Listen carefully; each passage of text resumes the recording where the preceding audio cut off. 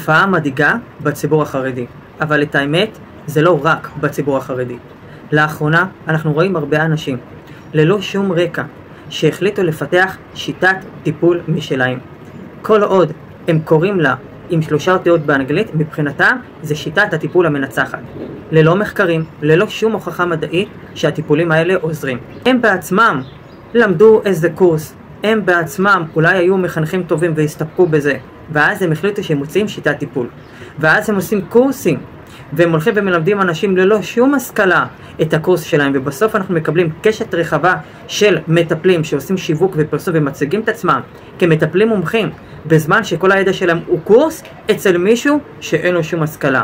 דברים שלא נבדקו בכלל. כדי שתבינו את ההפרשים, פסיכותרפיסט מוסמך במדינת ישראל לומד 7 שנים, שכבר מהשנה השנייה שלו הוא עושה הכשרה מעשית, ותמיד תמיד תמיד, לא משנה כמה ניסיון יש לו מדריך מקצועי לכל מקרה. לעומת זה אתם מקבלים מטפל שלמד קורס שאין שום הוכחה מחקרית או מדעית אצל מישהו שהוא בעצמו המציא את השיטה. ואתם יודעים מה הכי מעצבן? שתיהם לוקחים את אותו סכום. זה בדיוק הסיבה שפתחנו את החיבור הנכון. אנחנו, אם אתם לא מצליחים לבד, נמצא לכם מטפל מוסמך ומקצועי בעל ידע אמיתי בתחום, שלא יעבדו עליכם.